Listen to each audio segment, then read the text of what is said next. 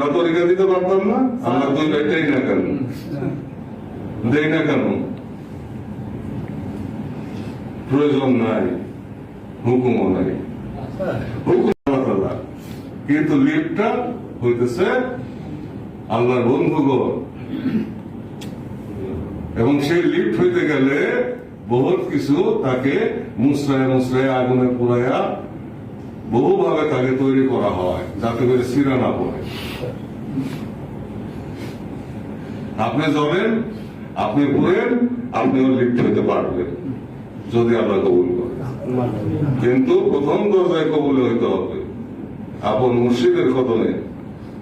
নবুয়ত শেষ হয়ে যাওয়ার পরে খোলাফায়ে রাশিদিন, তবে তাবেঈন, তাবেঈন, তবে তাবেঈন, আইম্মায়ে মুজতাহিদিন, এরপরে হইতেছে আউলিয়ায়ে কেরাম। কামেল মুকাম্মেল হলে আল্লাহ হইতে হবে, খালি সাজ দিয়ে মেকআপ দিয়ে বসে থাকলে হবে না।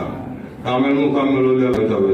আমরা তরিকা দিতে পারতাম না? আমরা দুই ভাইটাই না কেন দেই না কেন?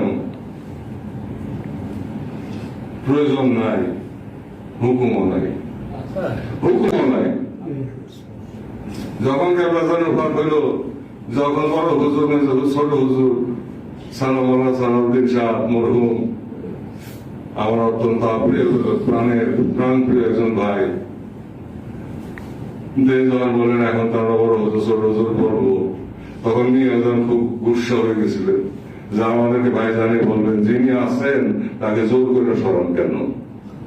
হুজুরকে আপনার কথা বললেন, তিনি তো জান না তিনি আছেন, তার যে আছে তার জোর করে স্মরণ কেন? আমরা ভাইজান আছি, ভাইজানি থাকবো, তাতে কি কমছে না বাড়ছে? আমরা তরিকাতে না, আমরা মুরিদ করি, আমরা বয়ান করি, আমরা জলসা করি, আমরা মেকআপ নিয়ে বসি না, কিন্তু ওই আল্লাহর খেলা আল্লাহ খেলে, আল্লাহর খেলা আল্লাহ খেলে। অর্থাৎ মানদণ্ড সেখানে, সেটা বিচার করে আপনারা পথ তৈরি করেন সমস্ত মুসলমান। এখন সময় কিন্তু বেশি নাই, আর সামনে ইসলাম আসার টাইম হয়ে আসলো। বিরাট মায়ের কিন্তু মুসলমানদের উপর আসতেছে, আপনাদের সতর্ক করতেছি। এই সমস্ত বাজে আলোচনা, বাজে কথা, এগুলি বন্ধ করেন, চিন্তাশীল হন।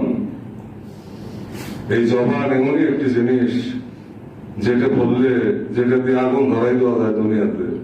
ওই যে কিছুক্ষণ আগেই বলছিল যে কবর রাজা বইতে যে সুগন বই করতো, গন্ডগোল লাগাইতো, তাই না?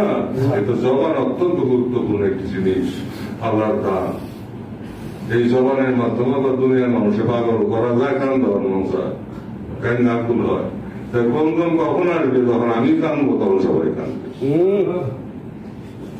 সেই কান দেওয়ার ফলস কান দ্বারা বোঝা যায়, ভিতরতে পুইটা যখন বাইরে হয় সেটা বোঝা যায়।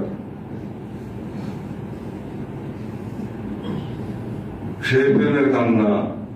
সেই জন্য বিলাল রাদিয়াল্লাহু আনহু যখন সিরিয়া থেকে আইসা রাসূলুল্লাহ সাল্লাল্লাহু আলাইহি ওয়াসাল্লাম মাথা দিয়া বসছিল, তখন সবাই বলছে, উপস্থিত সবাই বলতেছিল যে বিলাল তো শিরক করতেছে।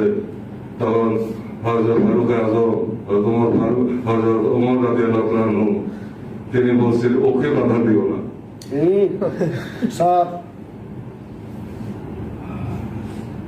প্রেম এমন একটা জিনিস, আল্লাহ তাআলা প্রেমময়, সবকিছু তিনারই সৃষ্টি। তিনি কোটি কোটি গুণ বেশি ভালোবাসেন মায়ের চাইতেও। তিনি মায়ের চাইতে কোটি কোটি গুণ বেশি ভালোবাসেন। তিনি ধমকও দিচ্ছেন, সুখবরও দিচ্ছেন, ধমকও দিচ্ছেন, সুখবরও দিচ্ছেন। অতএব তিনার রহমত থেকে নিরাশ হইতে নিষেধ করছেন। লা তাকনাতু মির রাহমাতিল্লাহ, আমার রহমত থেকে তোমরা নিরাশ হইও না, এ কবিরা গুনাহ।